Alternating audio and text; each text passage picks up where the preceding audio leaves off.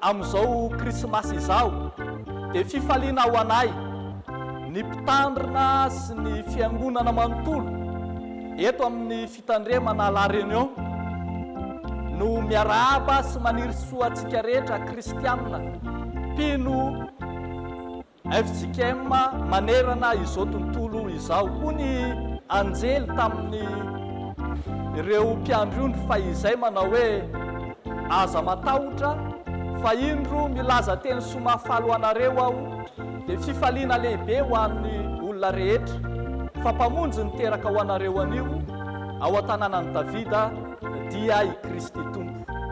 Faly misaotra an'Andriamanitra isika nahatratra zao Noely izao krismasy anehoana fa i Jesoa no Kristy ary i Jesoa no ilay Kristy Tompo izay ankalazaina amin'izao Noely izao.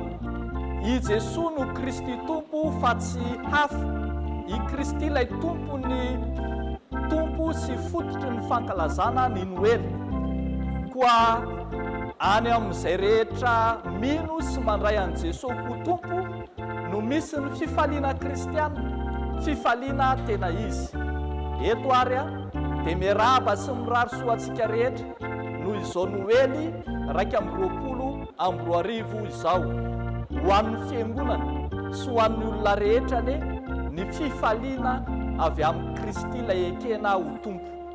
Fifaliana lehibe ho an'ny olona rehetra koa dia hahazo anjara amin'izany fifaliana zany ianao ho tafiditra ao anatin'ny olona rehetra ho ao an-tokantranony rehetra izany fifaliana tena izy ao amin'ny Jesoa ekena ho tompo izany.